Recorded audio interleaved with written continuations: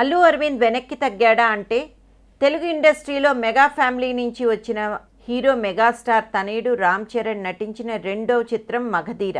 దర్శకధీరుడు రాజమౌళి దర్శకత్వం వహించిన ఈ చిత్రానికి అల్లు అరవింద్ నిర్మాత.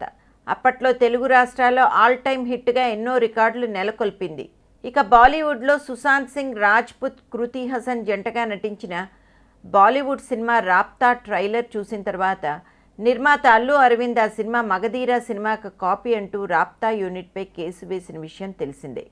అయితే దీనిపై ఆ చిత్ర యూనిట్ ఒక బహిరంగ లేఖ సోషల్ మీడియాలో ఉంచింది. కేవలం ట్రైలర్ చూసి సినిమాపై అంచనాలు వేసుకోవడం ఎంతవరకు న్యాయం? ఇలాంటి ఫీట్స్ ఎన్ని సినిమాల్లో లేవు అని ప్రశ్నించింది. అసలు రాబ్తా చిత్రానికి మగధీర చిత్రానికి ఏమాత్రం పోలిక లేదు.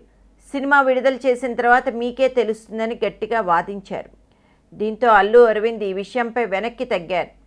రాబ్తా యూనిట్ వాదనతో సంతృప్తి చెందిన న్యాయస్థానం వారికి అనుకూలంగా తీర్పునిచ్చింది. అల్లు అరవింద్ తాను వేసిన కేసును ఈరోజు ఉదయం వెనక్కి తీసుకున్నారు. దినేష్ విజన్ దర్శకత్వంలో రూపుదిద్దుకున్న రాబ్తా కూడా పూర్వజనకు సంబంధించింది కావడం విశేషం.